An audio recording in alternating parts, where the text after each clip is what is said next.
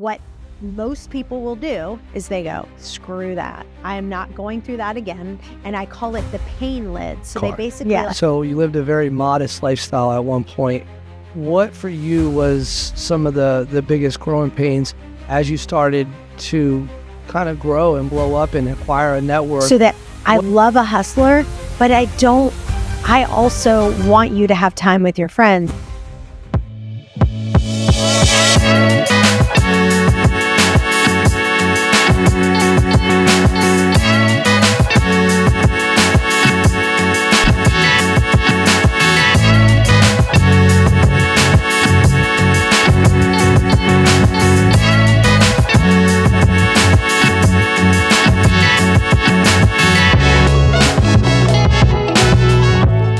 Let's Talk Assets podcast. My name is Chris A. Williams, and I'm joined by my co-host, Giovanni Paradis. Y'all, today we have a very, very special guest. As you can see, we have a different change of scenery because we have such a special guest. We have Chantel Ray Finch, who's a real estate mogul, a health advocate, and a best-selling author on Amazon. Chantel, it's great to have you here. You are so sweet. Thank you so much. It's a pleasure to be here. Welcome, welcome. We're super excited today about shooting this episode because we get to grill you. Yes. A powerful female entrepreneur, really representing the industry very, very well. So a lot of people know you today as someone who is very proficient in real estate, but you didn't always start out in real estate, right? You didn't graduate high school and go become an agent. So talk us through, what was your mindset like in high school, Chantel? What were you thinking about? What was your dreams? What was your goals? What was your aspirations senior year? Let's go back and start there. So I loved math when I was in school. I actually hate to read and write. It's kind of crazy that I've written 5 books now, but I hate to read and write. Don't worry, I hired a ghostwriter to help me, and I actually just voiced the whole thing. But the only thing I was really good at in school was math. So I was like, okay, I'm going to get my degree in math. I'll be a math teacher. So I did that for 2 years. Absolutely hated it. Like, it was the worst thing I've ever done. So, well, let us back up to your senior year. So you like math. You want to go and become a math teacher. It was just so easy for me. It wasn't like I loved it, but I was like, I'd be gone for 3 days. I'd come back. I'd get an A on a math test. It just came so easy. Yeah. And where did you graduate high school? Was it down here in Virginia Beach? Or? No, I graduated from a place called Fauquier High School, which everyone's like, oh my gosh, she's cursing. No, I'm not. I don't curse. And yeah, it's in Warrenton, Virginia. Virginia. And what brought you down to this area? What brought you to Hampton Roads? So I graduated from Virginia Wesleyan College with my degree in math and a minor in computer science and a degree in teaching. Awesome. So walk us through the college years. So what made you choose Virginia Wesleyan? What was your mindset like during college? Because you obviously were going down that path of pursuing the goal of becoming a math teacher. Was that kind of the goal is, hey, I wanted to become a teacher, do my service, do 30 years in that career and then retire? I hated college. I actually became bulimic when I was in college because all I did was like eat my feelings because I was so miserable. So really, like, I hated it so much, and math was really easy to me until after calculus. Like, once I got to calculus 1, calculus 2, like once I got to calculus 3, I was like, this is like livingnightmare.com. And so I just was so stressed out that I just started eating, and then I was like, well, I don't want to be fat. So then I just started throwing up. And so it was horrible. It was the worst years of my life was being in college. But I still was like, okay, I'm doing this. I'm going to finish. I'm a soldier. I'll push through. I got my degree in math and was a teacher for 2 years and was miserable. I hated that too. Where did you teach at? I taught at Cox High School for 2 years. Oh, wow. So what led to the transition? So I was a children's pastor. I was a youth pastor, and then I was a children's pastor for 2 years. And I really got to a place where financially, my first job, I was actually working 20 hours a week, even though I was working like 40 to 60. But you know how the church sometimes will say, we can only afford to pay you 20 hours a week. So I was doing 20 hours a week at $9 an hour. That's what I was getting You paid. had quit becoming a teacher at this point? Yes, I quit becoming a teacher. And I literally was putting my groceries on my credit card because I couldn't afford anything. So And how old were you at this time, if you don't mind us asking? I was What stage in life? 21, something like that. So when you were a teacher, what made you divert from that path? Is just what wasn't it about that career? What was not fulfilling? I felt like the kids were extremely apathetic. So I literally went to like Rite Aid and I would buy pounds and pounds of candy. Like I would literally spend half my paycheck on candy because that was the one thing I could like bribe them to do stuff. And I was like, this is ridiculous. I don't like working with an apathetic group. Like if I can't motivate you and I can't get you to do what I want you to. And actually my SOL scores were higher than anyone else. But it was because I was just bribing these kids with candy and games. I always did games and stuff like that. But I truly hated it. Yeah. I was miserable doing that. And then I decided going into ministry, I had to lead a bunch of volunteers. Our church, we had 40 children's ministry volunteers. Mm-hmm. And then I grew it to 200 volunteers. And then I hated that because leading volunteers is absolutely, I didn't have the leadership skills. I had the leadership skills to get myself to 200 volunteers, but that I ended up hating because it's very easy to kind of put in accountability and processes and systems with someone that you're paying. And you can say, listen, if you do that again, we're going to have to fire you. Mm-hmm. With the volunteers, it's just a whole different level of leadership. And I just didn't have the leadership skills to do that at that time. So that just burnt me out. So I got out of that and decided I really needed to make some money. And so I decided to get into real estate. How did you hear about real estate? Why real estate? My mom was a real estate agent. When I was younger, she wasn't very good at it. We won't tell her. But she made a little bit of money. But I just everyone used to say to me, you would be so good in real estate. And so I was like, all right, let me try it and see how it goes. Yeah. Okay. So I heard how you got started in real estate was you had called 3 real estate agents and only one picked up after 2 weeks. Yeah. So I was trying to buy my first house. Okay. So I was trying to buy my first house. I called 3 different real estate agents. 2 of them never even called me back, like never. And then the one called me back and she was like, I'm so sorry.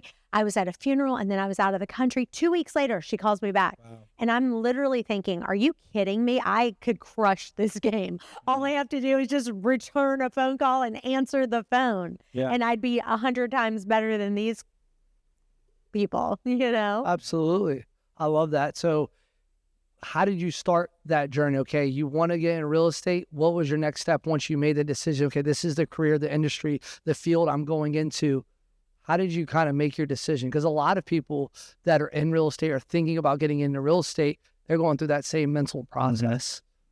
Yeah, so when I got into real estate, as soon as I started, the funny thing about me is I hate driving.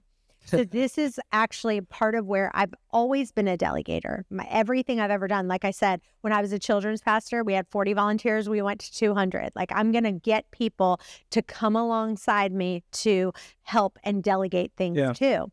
So, but when I was in real estate, my very first month, I hired an assistant. And then my very first month, I hired my very first buyer's agent because I knew I hate driving in the car. That's not my thing. I don't like driving around. So I gave him all of the buyers. I only did the listings. So at listings, it's a lot easier. You just meet them one time at the house. Everything else can be done where I don't have to drive. I can, email paperwork and stuff like that. Yeah, list to last, like they say. Yeah. It's very different, though. Most people, when they're a rookie agent, they start out doing everything themselves. So kudos to you for, having the smarts to delegate. Where did you get that idea from when it comes to delegation? I think it's just all about leverage. Like I realized when I was kind of young, like, okay, I only have so many hours in my day. And when you start out, you start, saying, okay, well, I have to use my time to do X, Y, and Z. And then you start making a little bit of money. And when I was in real estate, I started making money right away. Mm-hmm. And I did, even my first month, though, before I even started making money, I believed in myself that I was going to make money, and I hired my first buyer's agent and my first assistant before I even made any money. Mm-hmm. And I think where that comes from is my aunt. She used to literally say to me every single day, you can do anything that you put your mind to, and just really built a strong confidence in myself that like, Chantel, you really can do anything you put your mind to. If you work hard and you do what you need to, you can be successful. So outside of your exceptional sales skills, because this is kind of just an oxymoron to me, right? You start a business, brand new, day one, month one, and you convince a guy to come work under you when you haven't have proof of concept yet, and an assistant, like, hey, come work for me. I'm going to be great. Is that kind of like, what was that like, those conversations, how you got those people to kind of join you before you had something tangible to present to them? Well, for me, so I just wrote a book called How to Delegate Everything But Sex. And in my book, I write that it's called the 80% rule times 2. And what that means is that if you get yourself to a position, number one, where 80% of what you're doing, you absolutely love doing. And I hate, one of the biggest lies that I hear in the entrepreneur world is that all these people go, get anything you don't like, get rid of it. If you don't like this, boom, get rid of it. You don't need to do it. And my thing is, no, that's a lie.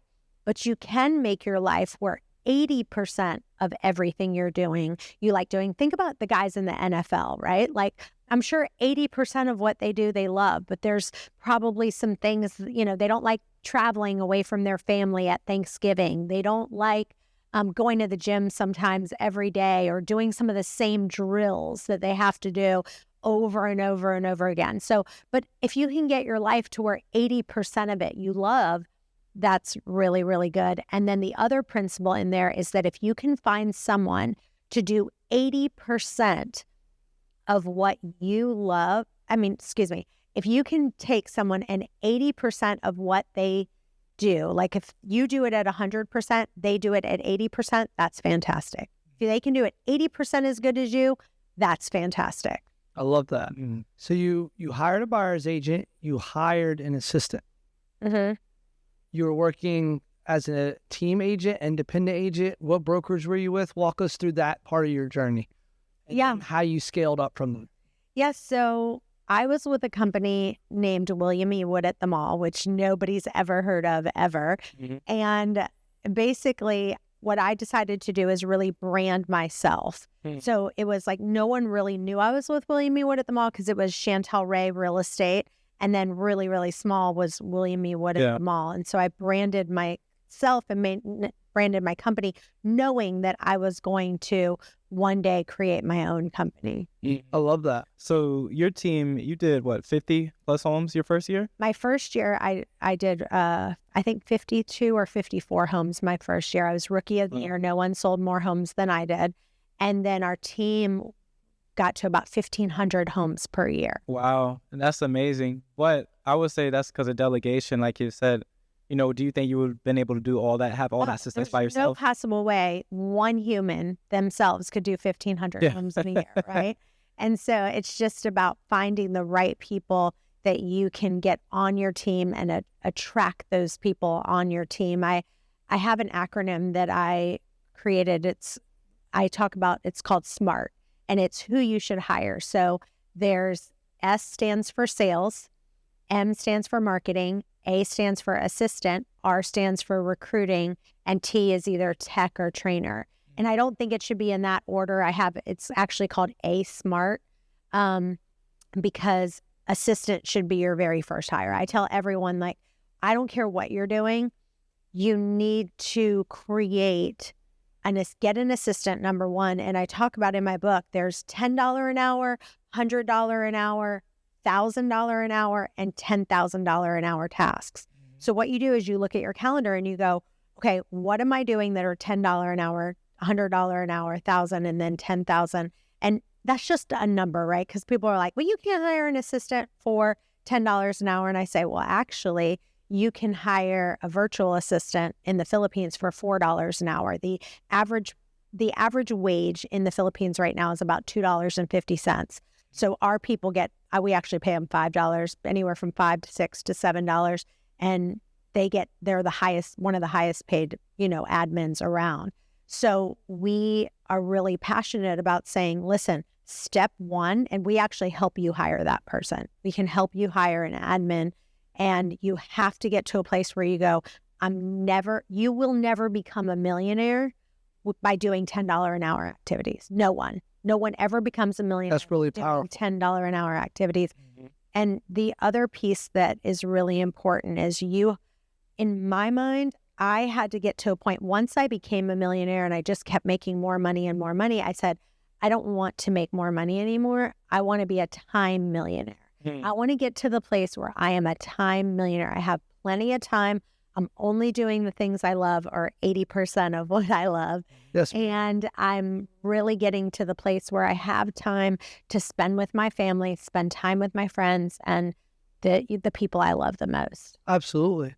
What are the biggest challenges? Because you kind of exploded out the gate. And let's take timeline wise for people that have been in real estate or are a little bit older that understand chronologically. What year did you get licensed? I got licensed in 2005. 2005. So you kind of got into real estate right before the big crash. How did you weather that storm and scale your company? So my first 2 years, it was kind of a boom, right? Like 2005 I was like October of 2005. So 2005 was great. 2006 was great. 2007 was pretty good. It was 2008 that was bad. And I saw it coming. So I registered with every bank. Like I did REOs at that time. So we had some of our best years when the market crashed, because I had aligned myself up with about 200 different banks and figured out how to get approved with REOs. And during that time, we actually flourished. Wow. So one of my mentors told me that the money doesn't disappear, it just changes directions. Yes. And so you were able to see kind of where the puck was going and kind of position yourself in real estate no matter what the market, because every market has cycles, right? We go up and down, but you said, hey, the market's shifting this way. I need to pivot in my business. Yeah. And you were allowed you to be able to scale through what was quote unquote a recession. Yeah. It really doesn't matter what's happening. You just reposition yourself to say, I'm going to succeed. It just may not be the way that I was before. And actually with us, my company was Chantel Ray Real Estate. And the way that we did it back then is we did everything to the customer, meaning my client at that time was the customer. And now I've completely pivoted again. And now I changed the name from Chantel Ray Real Estate to Canzel Realty. And that company, my customer is actually the real estate agent. So I do everything to support the real estate agent. I give them revenue share. I give them stock in the company. I take care of all their tech. We do all these things, but now I focus on the agent taking care of them, and then the agent takes care of the customer. So I have completely pivoted the way my business has run, even just in the last couple of years. Yeah. And with Canzel Real Estate, you're a nationwide company now, right? Yes. So we're in 20 states now. Okay. And Congrats. hopefully we will be in all 50 soon. Yeah, that's amazing. I love that. That's beautiful. What was your biggest challenge as you started to scale? Because I know you started going through, but at some point you started scaling rapidly, probably quicker than what you expected. What was those growing pains? Because it's, like you said, delegation, but you do want to have a good pulse of what's going on. How did you let go of that control? What were some of your challenges there? So one time I went to go see John Maxwell speak, and me and our COO, we just looked at each other, and he said this. He said, life is uphill all the way. And he just repeats it again. He's like, life is uphill all the way. And he's like, for those of you who don't think it's uphill, you are in for a treat. And so the next day I came into Heather's office and I was like, how's it going? And she's like, like she didn't even say it. She just tweaks her hand and she goes, And I will tell you, what I say is literally every single day, I feel like it's like jab, jab, hook, jab, jab, hook. Like every day I feel like I just get beat up with something else.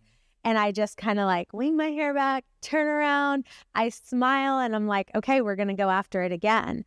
And one of the analogies I talk about in my book is, the difference between someone who owns one gym versus 200 gyms is that, let's say the guy opens up a gym. And what he does is he opens it up, he opens up the second gym. The guy, embezzles money and starts stealing from him and opens up his own thing and does his own name and just all this kind of crazy stuff. Well, what most people will do is they go, screw that. I am not going through that again. And I call it the pain lid. So they basically like hit their head on this lid and then they go, forget it. I'm done. Like, I'm not opening up another gym. I'm just going to stay with this one gym and I'm not going to do another one.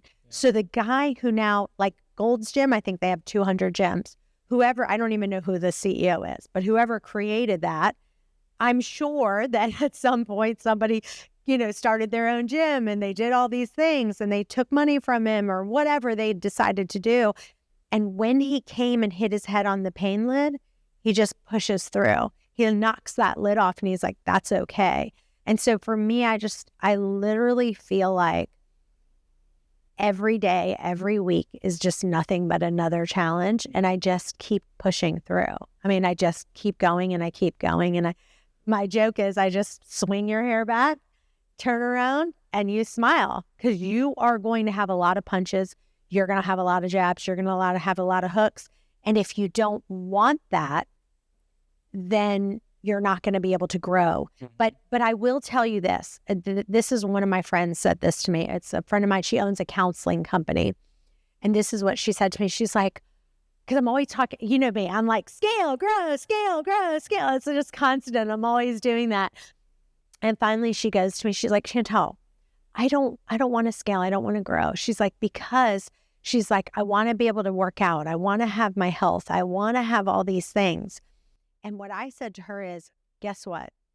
What you've just done is you've just said in your mind, and I've done this so many times to myself, and I have to like push through.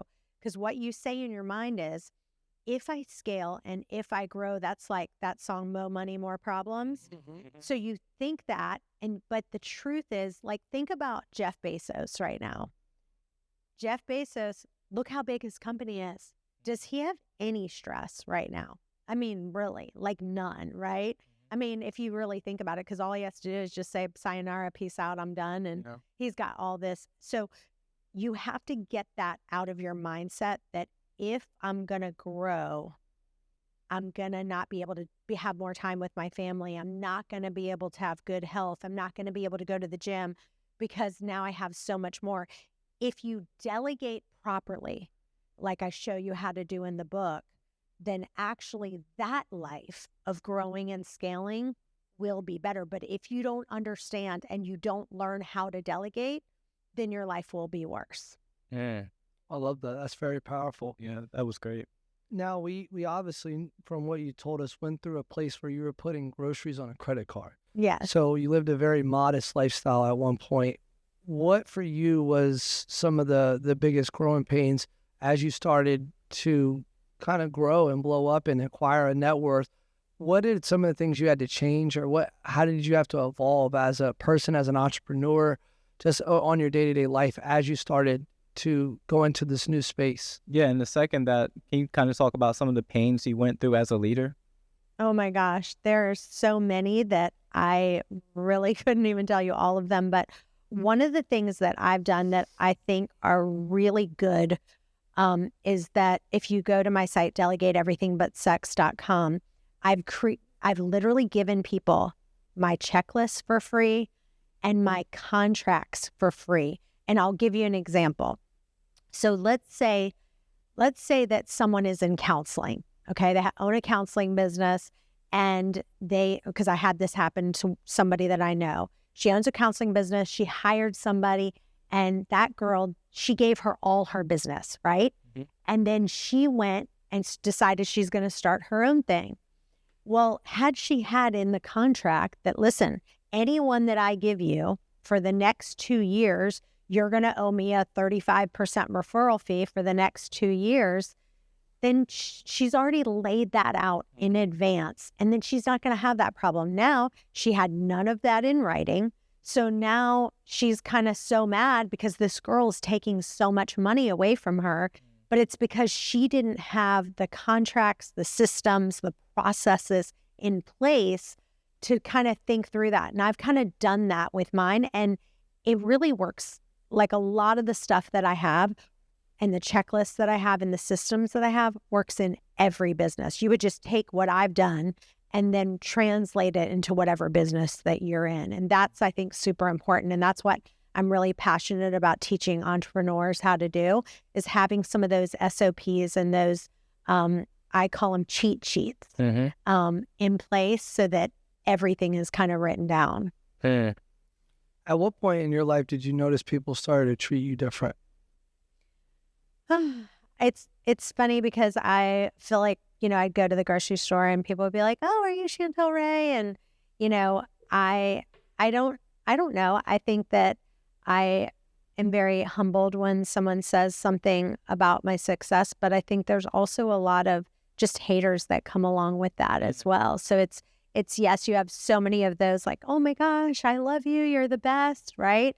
And then you have other people that are like, "Oh, I heard your commercial and I didn't like it because it said this, this, this, and this," right? And it's like, you get both sides of it and you just have to be able to weather that storm, because it's, you always have a lot of good, but then you always get, some of the bad of the haters. But hopefully I think I've grown too as a person, and just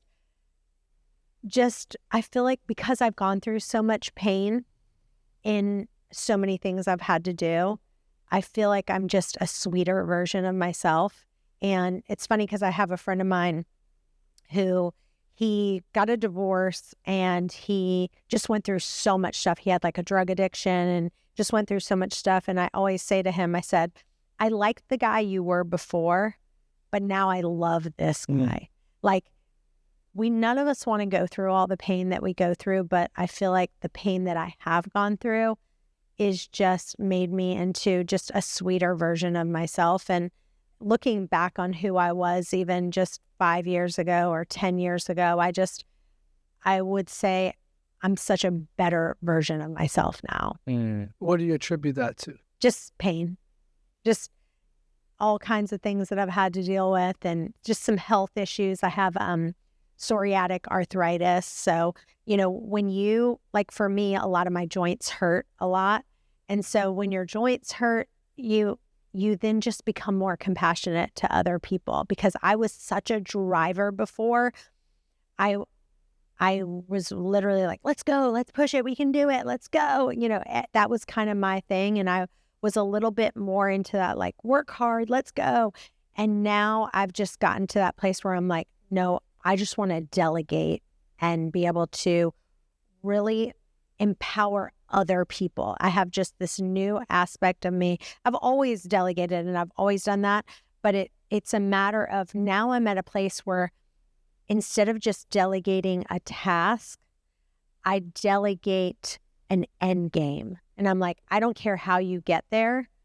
You can get there by however you want. This is the end goal. Get there however you want. So I think that's kind of evolved in my leadership as well. Yeah. So going back to the book, Delegate Everything But Sex, right? You talked about your acronym SMART and A SMART, and that talks about who to hire and such. So when it comes to hiring people, how do you know like who to hire? Like, what are traits that you look for? Yeah, so I talk about a bike versus a Tesla and figuring out like, okay, like if you're trying to go long distance, right? Would you rather be on a bike or would you rather be on a Tesla? So like a bike, you've got to push the pedals, you've got to do all this manual labor. And so the same thing happens. We do something called a 3-hour trial and a 3-day trial with people, where we really teach, we kind of see for the first 3 hours, we see, are they a bike or are they a Tesla? Are they going to be every minute asking you like, well, how do I do this? And what should I do? Like the Tesla, you just type in, I want to go to Whole Foods, and it basically is going to get you there, That's the kind of people you want. And we do that. And I teach people how to create a system where they can test people out in the very beginning before they even hire them, to figure out. I use another example. It's called a sloth or a beaver. And I say, okay, is this person a sloth or are they a beaver? Are they hardworking or are they just like a bump on a log and can't get anything done?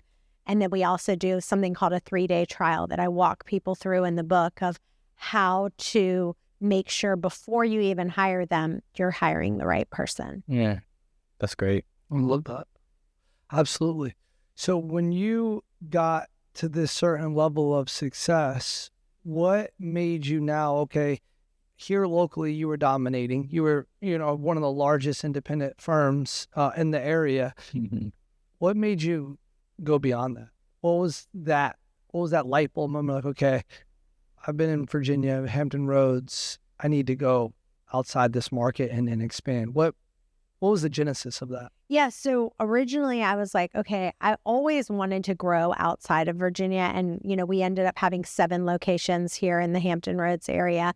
Then we moved to Charlotte and I realized, okay, this was a nightmare. So I had to fly to Charlotte. I had to hire someone in Charlotte. I had to do all the build out and get a sign and I was like, this is a nightmare. And then I started figuring out, okay, if I use like Regis and I have co-working spaces, I can literally, no joke, right now I can open up a new location in 5 minutes.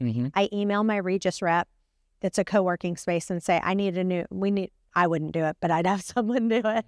Nope. Whenever I say I do it, I always joke, that doesn't mean that I'm doing it. It means someone else is doing it. But someone would send an email that says, hey, we're opening up in a new state. We need this. And boom, it's so automated. We've literally got, because of the reception's there, the internet's up. They literally can print our sign up.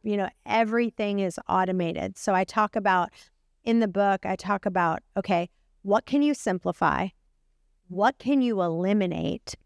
What can you delegate? And what can you automate? Because there's so much of the stuff that I've now in our business that we've completely automated that nobody has to do. So figuring out those 4 things.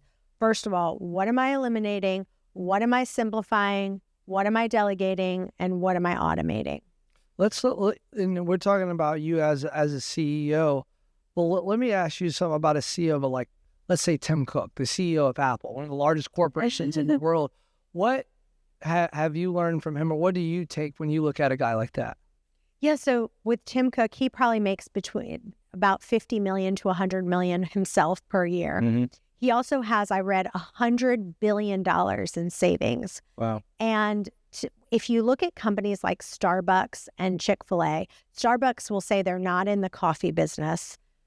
Chick-fil-A says they're not in the food business. They say that they are in the customer service business of creating raving fans.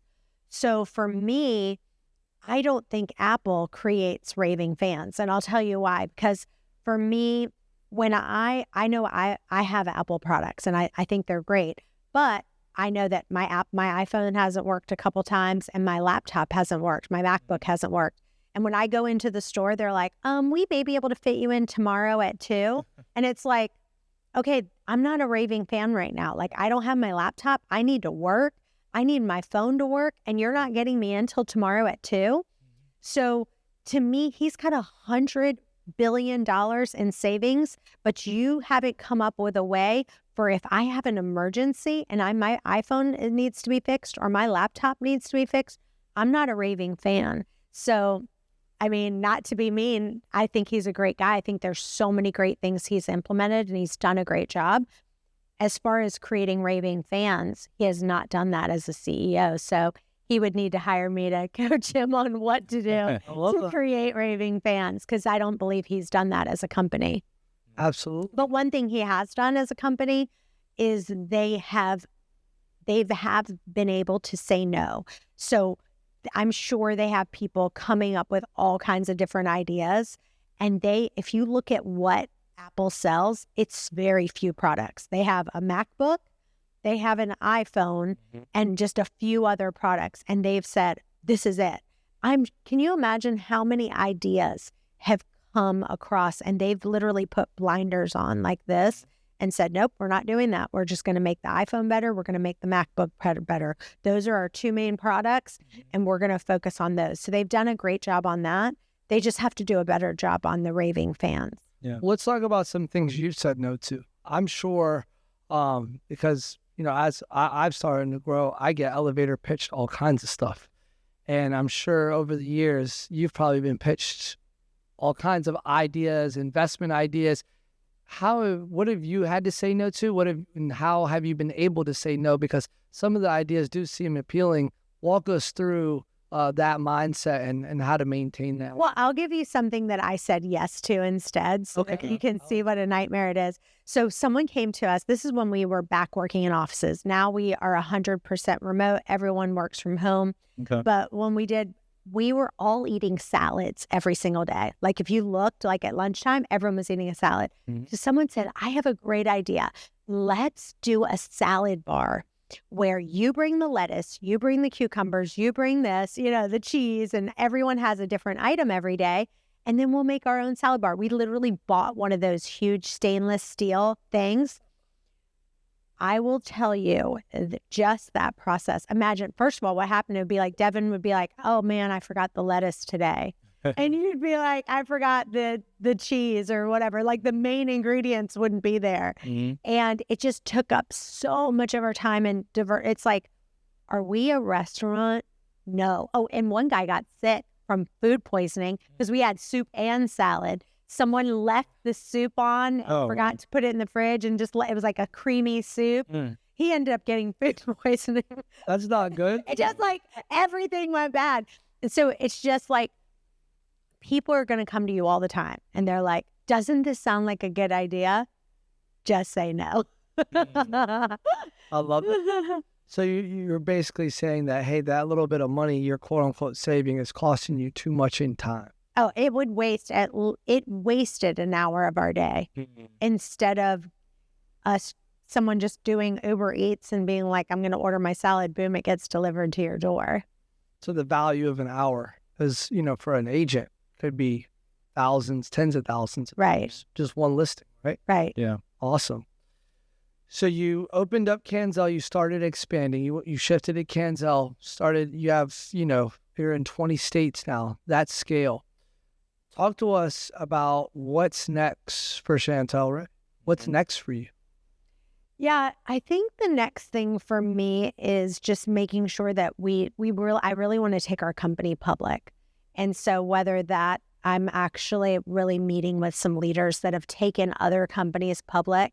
And so that's really my next goal is to take the company public and then also replacing myself. Like I think I'm at a place now where I could get to a place where I hired another CEO to kind of take my spot that maybe has taken a couple companies public before, because that's what I really want to do.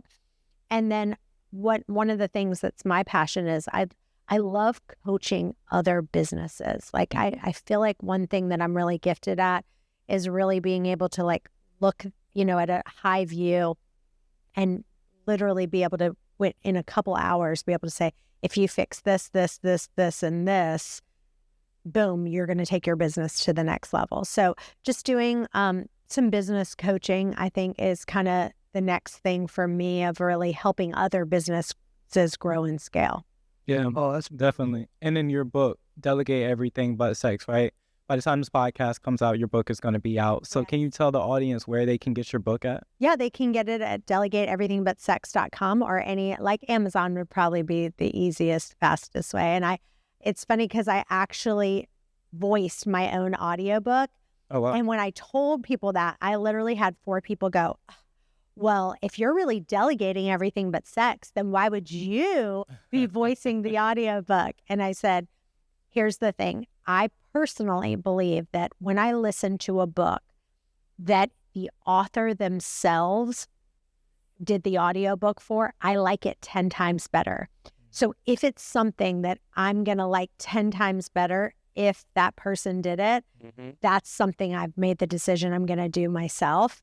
And so I really needed to do a final read over on it. So for me, it really didn't take much extra time for me to just read it because I wanted to make sure I wasn't missing anything. And I wanted to make sure that I really conveyed everything that I wanted to put in there. So I didn't delegate that, but it goes to that. If you can make something 10 times better by doing it yourself, go ahead and do it. But most things, 99.5 out of 100 things, you aren't going to make 10 times better by doing it yourself. Yeah, absolutely. So when can people reach out to you or connect with you to get coaching? What does that look like? Yeah, so just that's something they would just go to chantelray.com and just book a time with me that they can learn more about how to take their business to grow. But I will tell you, if you don't want to grow and scale, I'm not the right person for you. Like if you don't want to really think big, I'm the wrong coach for you, because I'm really only good for people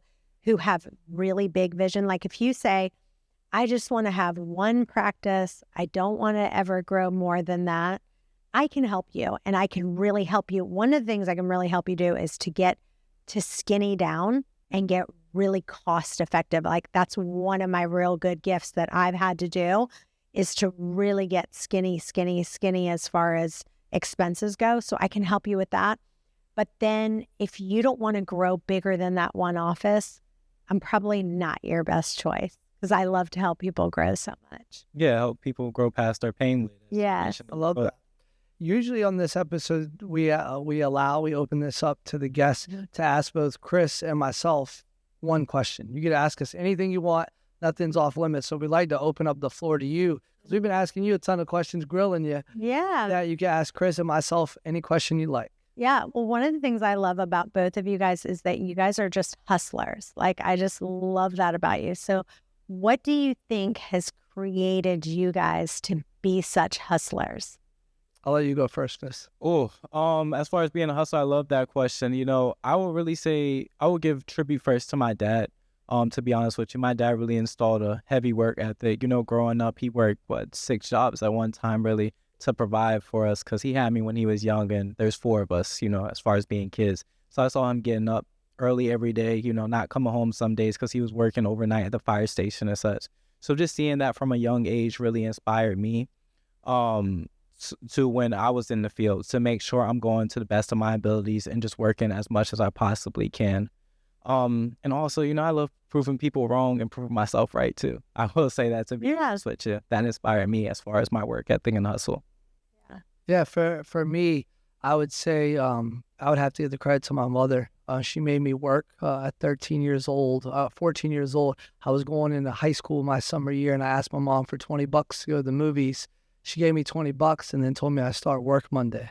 I was like, what do you mean? And then I started out as a tile helper. And so from a very young age, I worked. My mom instilled that work ethic in me, taught me the value of working for yourself, earning a living. And then, you know, as I got older, I wanted to apply that, as far as that work ethic, into a different space, right? And the reason why I work so hard is that all the people that believed in me, you know, I know that there is no substitute for hard work, and I want to honor all the love and support I've had, because I've had a lot of ups and downs in my life. I've made a lot of mistakes, had a lot of setbacks, but if you don't quit and you have work ethic and you stay dedicated to something, you know, you're going to win. A lot of people in our industry, we're all in the real estate industry, they get into the business and think that it's going to be less work than a 9-to-5. In the beginning, it is more work than 9-to-5. And I love that analogy you use. It's uphill. The more you scale, you're still going uphill to try to reach what some people consider a peak. But as you kind of have brought out, and I've learned from watching people that have been in business like you, that, hey, there is no real destination. It's a constant journey. You pivot. You have different things, different, you know, ventures that you know, participate in. So for me, you know, that work ethic is because, hey, I want to be able to take care of my family. And again. And I would say this, like, what I like to teach people to do is to be a hustler in about 15 hours a week or 20 hours a week. So you can still be a hustler in 15 to 20 hours a week if you do the principles that I talk about in my book. So that I love a hustler, but I also want you to have time with your friends, time with your family, and be a hustler, but just in 15 hours a week or 20 hours a week, and then use the rest of that time to just pour into the people that you love. That's so beautiful. So for everyone watching, Chantel, what's the best way for people to reach out to you, either social media? How do they connect with you? Yeah, so I would say either go to chantelray.com or go to Chantel Ray Finch on Facebook or Instagram. And I think my Instagram is like the Chantel Ray or something like that. I didn't create that, my husband did, but it was like the Chantel Ray or the Chantel Ray or something like that. I'm going to conclude with one question. I never brought this up, but I think this is interesting, right? I just want you to talk about this. You're married to a great guy. Yes. And Ryan Finch, he owns real estate A company. competing real A estate. competing real estate Yes. company. Can you talk to us about that just to conclude the show? Like, what was that like? Because, I mean, you guys both, because obviously I know his background as well. You guys both kind of, when you met, were both agents, and you guys both kind of scaled to, Yeah, and I will say this: he'll probably make you delete this part, but we've really the first several years, first few years we were married, it was horrible. Like I literally was like, we're getting a divorce. Like this is not working out.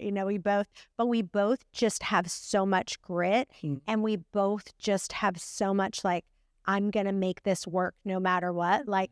Our marriage, and talk about the uphill all the way. It was like that. Like now, if you look at our marriage, he is truly like, you should ask him like what he does to be an amazing husband. And he truly is. He's an amazing husband. He's an amazing father.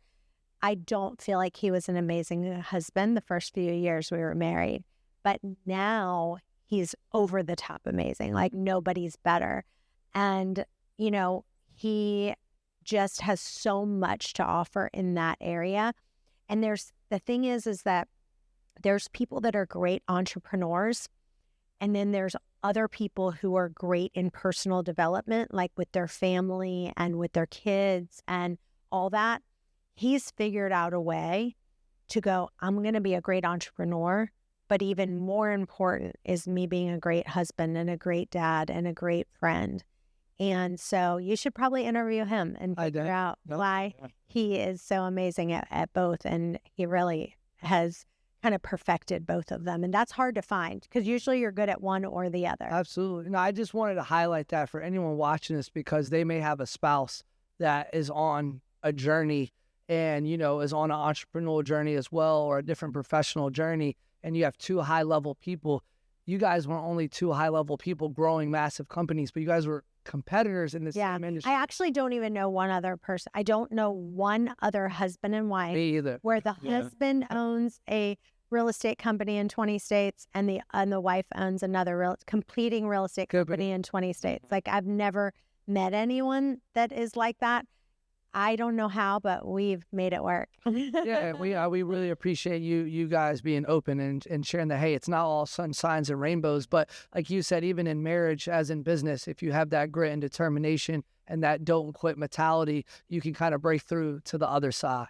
Yeah. So again, one more time, how do our viewers follow you, Chantel? Just go to chantelray.com or go to Chantel Ray Finch on Instagram or Facebook or the Chantel Ray on Instagram. And the book is out now, Delegate Everything But Sex.com, right? Yeah, and there's so many freebies on there. Like I'm telling you, you got to go there, get your checklist, get all the contracts.